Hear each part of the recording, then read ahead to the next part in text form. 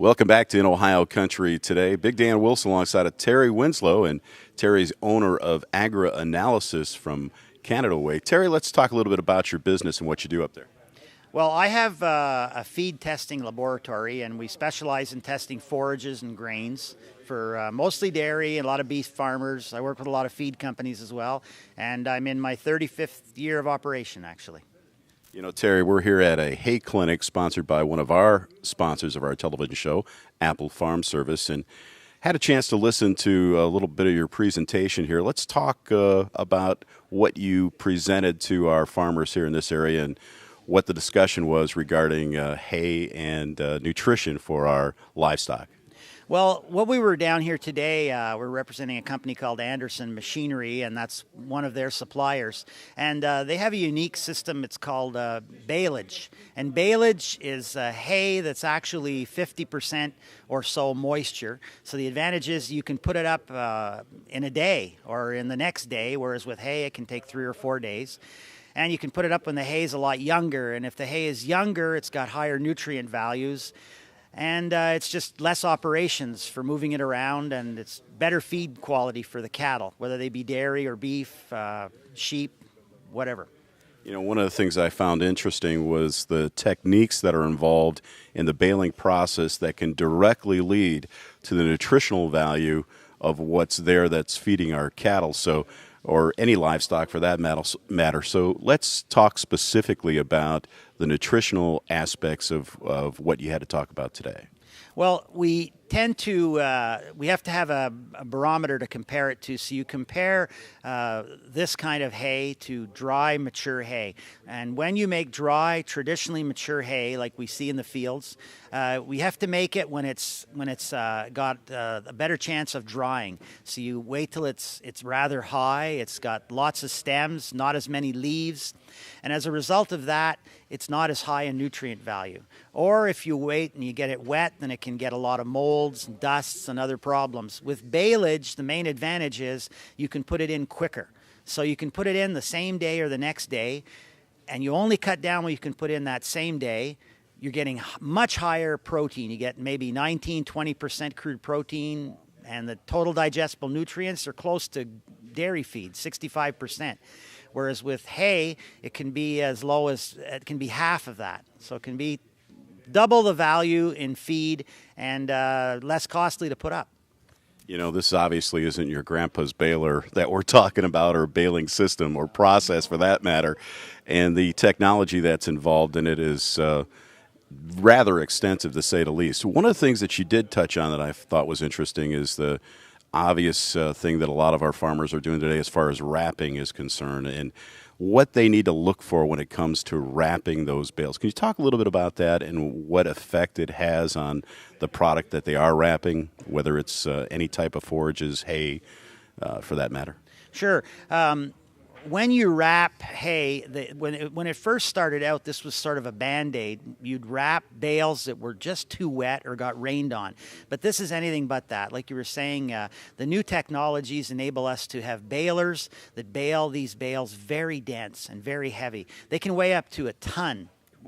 2,000-pound bale is not uncommon. We aim at about 1,600 pounds wet. So it's got 50% moisture. But when you wrap it, the main key thing is to bale it. You mow it, bale it, and then wrap it the same day. You wrap it all the same day with sufficient amounts of plastic.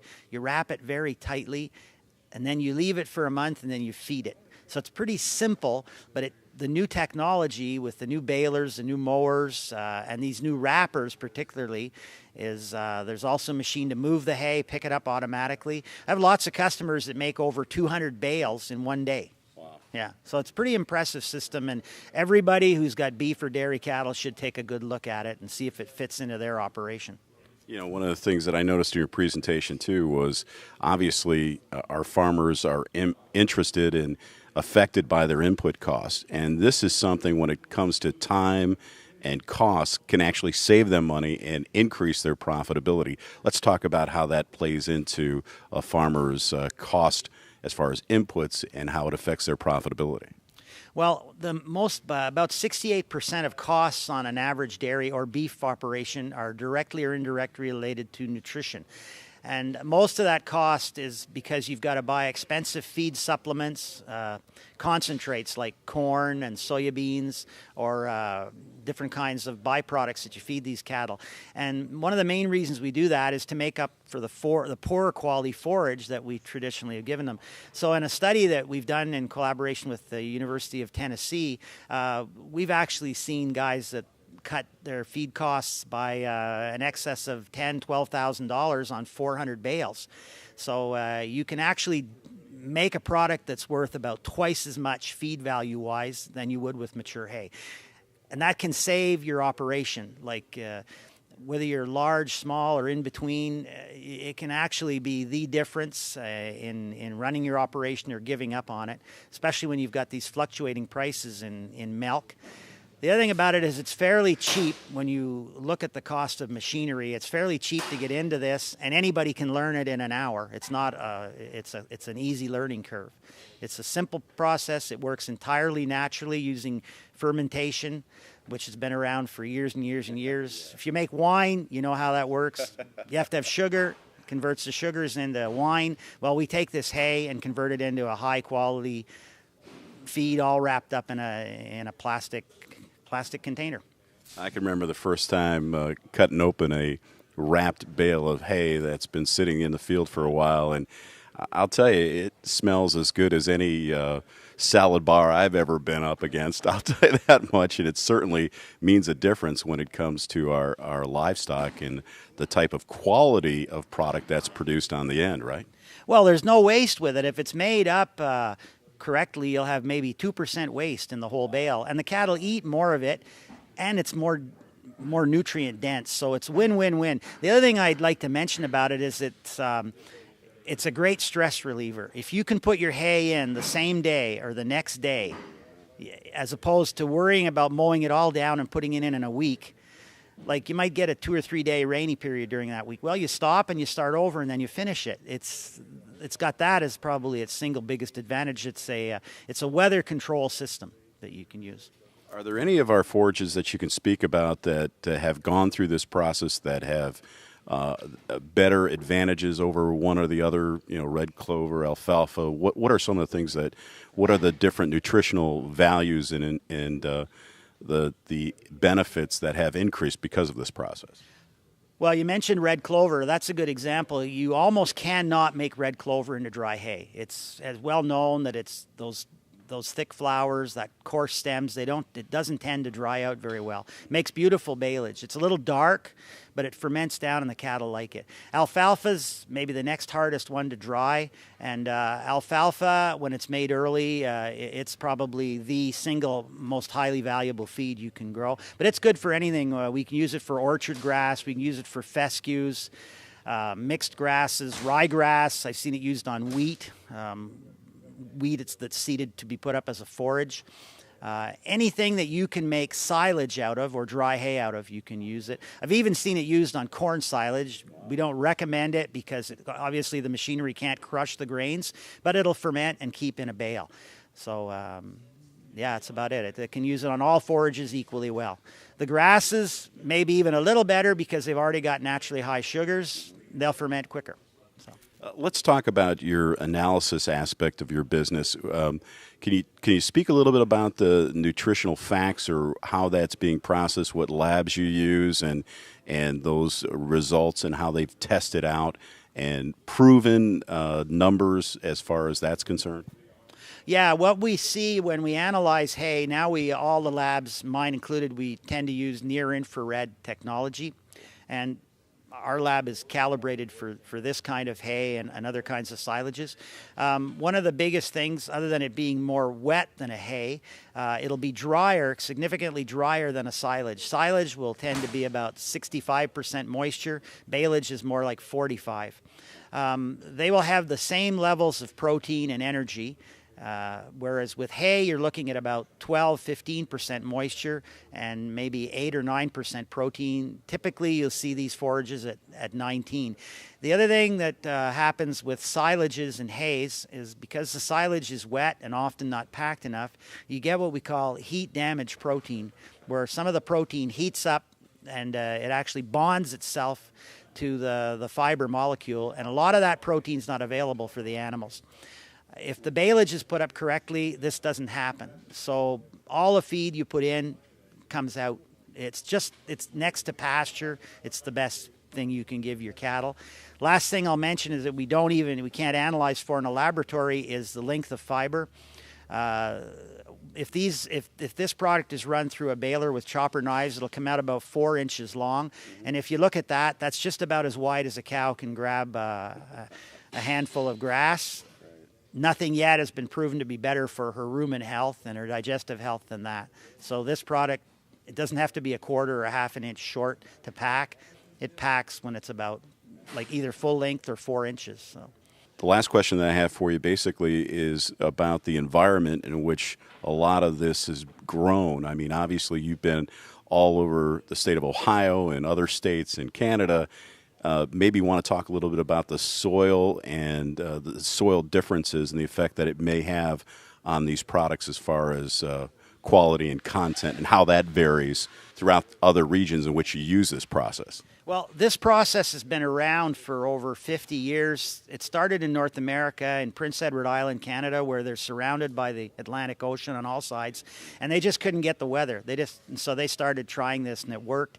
I've been to Iceland. I've been through Europe.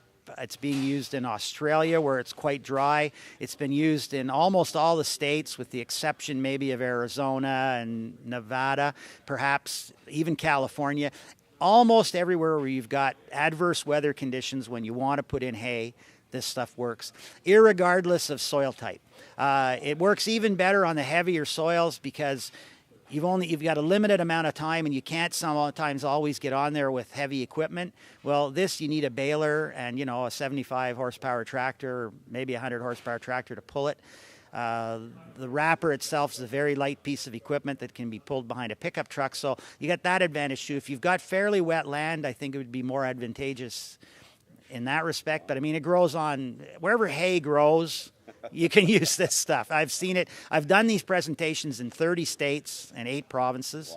Wow. It's like I said, you have to have desert-like conditions where you really shouldn't even try to use this. Terry, if somebody wants more information about what you do, where can they go? Well, you can always phone me. I'll give you my telephone number. My lab is AgriAnalysis. My telephone number is 819-822-6624. 819-822-6624. My name's Terry Winslow, and I'll be glad to try and answer your questions or refer you to someone that can. Once again, Terry Winslow has been our guest from AgriAnalysis. Terry, thanks for joining us. Thank you very much. It was a surprise to be on TV today, so I hope I passed. You definitely have passed, no question about it. And we'll be back with more In Ohio Country today, right after this. Why trust your cutting to anything less than the best? Cut with the leaders of Tough from 1951. Bush Hog, available at your local Apple Farm Service. Built in Selma, Alabama and made to last with heavy-grade steel, Bush Hog mows over 30 million acres each year. Mow from 4 feet to 20 feet and cut up a 3-inch diameter brush with single spindles, multi-spindles, and flex-wing rotary cutters. Why trust your cutting to anything less than the best? Choose the Built Tough Bush Hog for performance you can count on. Available at your local Apple Farm Service. Allen Davis Insurance Agency in Wapakoneta and Minster is your solutions provider. You can trust the experienced professionals at Allen Davis Insurance to protect your assets. Call today and start saving money with multi-policy discounts and more for auto, home, life, business, recreational, total farm protection, and more. Call Allen Davis Insurance Agency in Wapakoneta and Minster. We are your solutions provider. Call 1-800-686-2148. Sinus problems and headaches? Have a sneaking suspicion there's mold lurking about? With over 20 years in business, you can trust the professionals at EarthSafe Ozone. They will test, inspect, and treat your home or office, eliminating mold, mildew, fungus, and bacteria. It's time to put an end to pesky mold. Call 419-227-0303 to schedule your mold spore test today. S&S Volvo is your locally owned heavy-duty truck dealership in the area with a full line of Volvo and Isuzu trucks. We offer Volvo, Isuzu, Cummins, and GM parts and service weekdays until midnight until 4:30 p.m. on Saturdays. We also have leasing and rental options to meet your needs. We have the expertise to get and keep you on the road. Stop by at 2600 St. John's Road or visit us at ssvolvo.com to see our wide selection of new and used truck inventory. Hello once again, everybody. We're visiting with Brooke Foster. Brooke is from Central State University. Now, we want to talk to you about a unique program. And first of all, I guess I really want to ask you how you became involved in Grow Next Gen. That's a program that the Ohio Soybean Association has started growing, so to speak.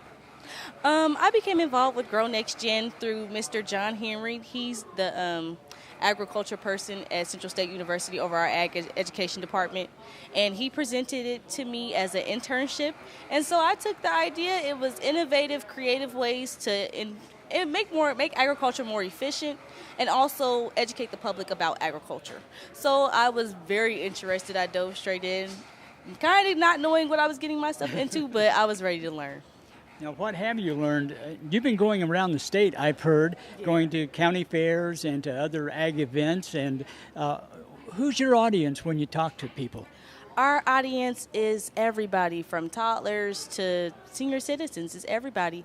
And it's really nice because we're able to teach children about concepts that maybe don't have an agriculture background, and they're able to understand without getting too confused by the use of language.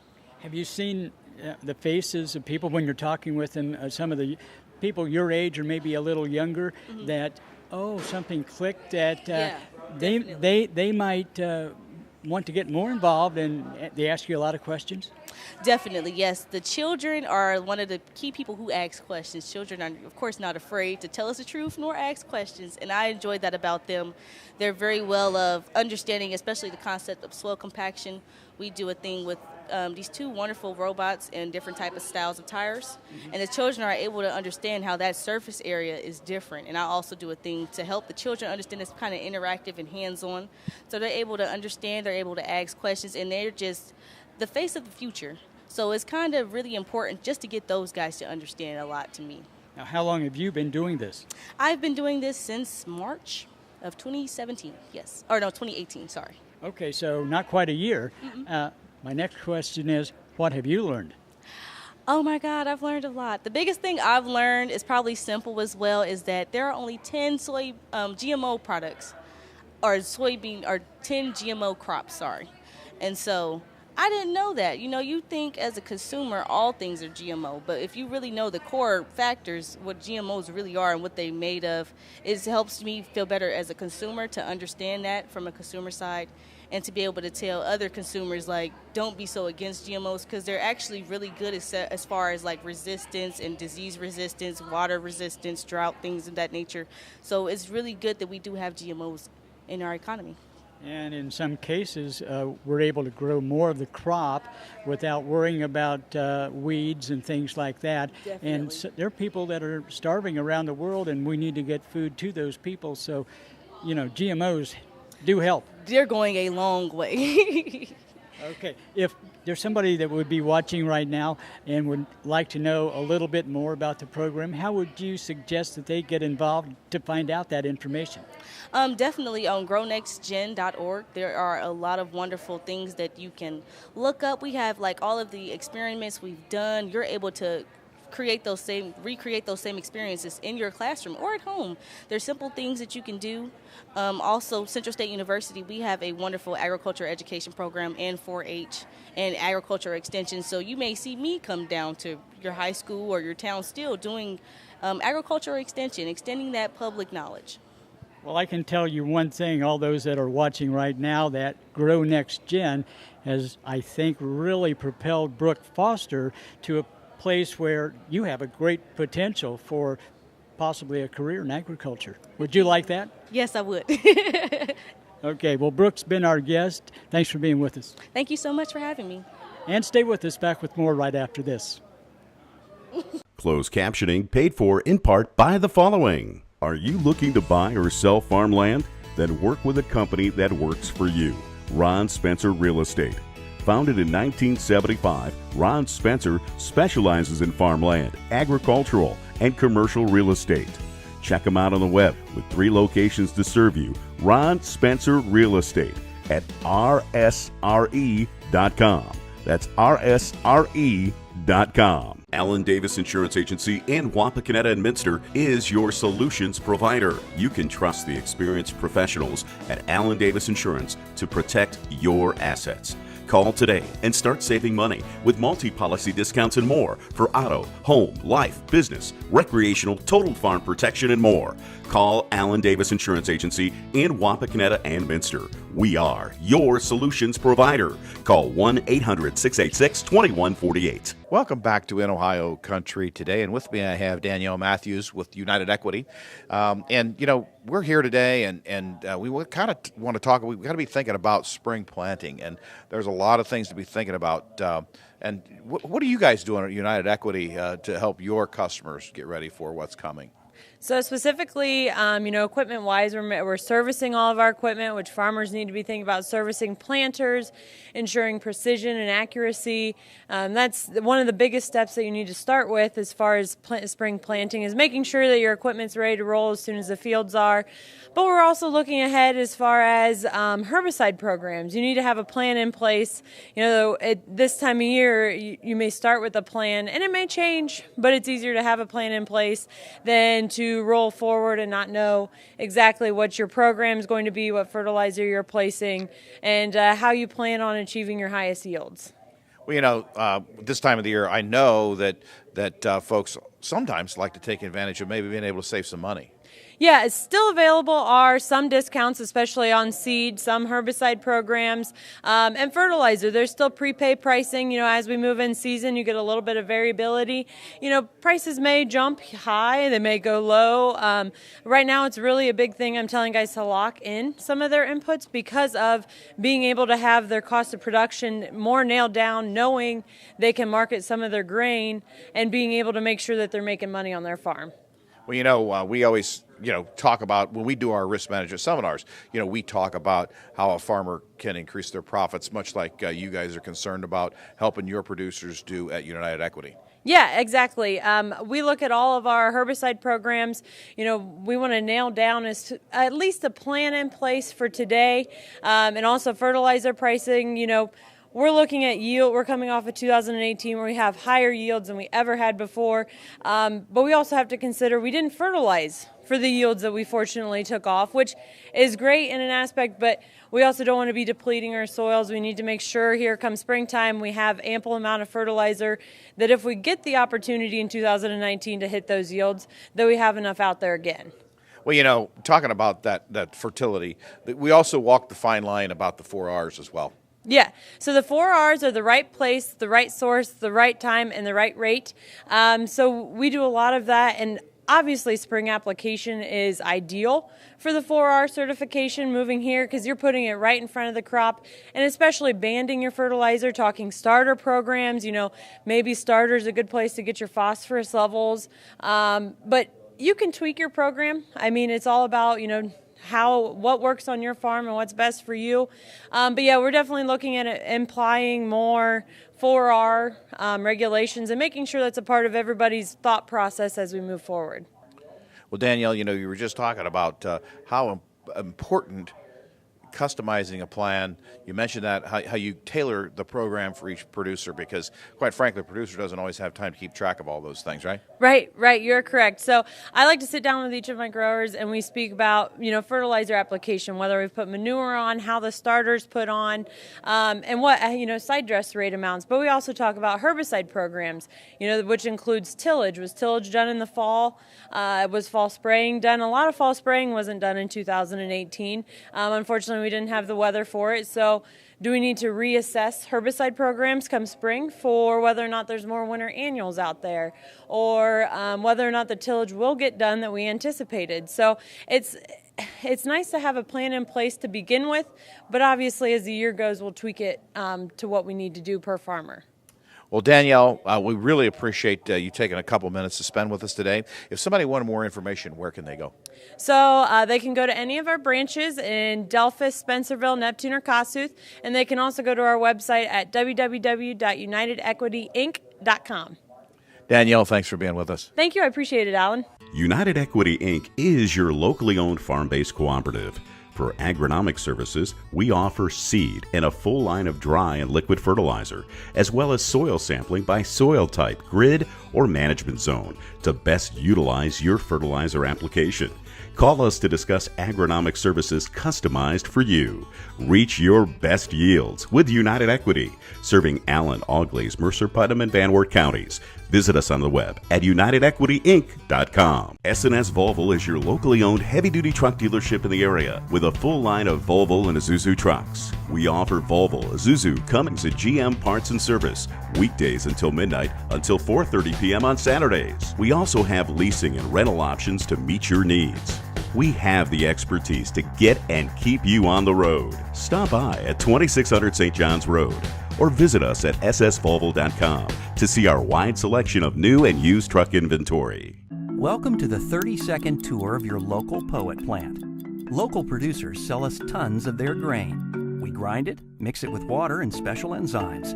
The result is fermented, distilled, and dehydrated until it's 200 proof alcohol. Corn oil is extracted, and protein and nutrients are condensed, dried, and turned into animal feed, bringing our tour to an end with high-protein feed and cleaner-burning high-octane fuel. Visit poet.com to learn more. They say to replace your mattress every 7 to 10 years, but what about your seed bed? If you're using conventional tillage, you might just be flipping the mattress. Presenting the Kuhn-Krause Accelerator, available at your local Apple Farm Service. Tuck your seeds into the perfect seed bed with the exclusive Excalibur blades, Star Wheel treaders, and 24/7 soil conditioning reel. Treat your seeds to the perfect seed bed with the revolutionary Accelerator from Kuhn-Krause. Your seeds will thank you this spring. Available at your local Apple Farm Service. Hey, that's going to do it for this week's edition of In Ohio Country Today. Be sure to check us out on Facebook. We have a YouTube channel and more. You can always check out our website at inohiocountry.com. Have a good day, everybody.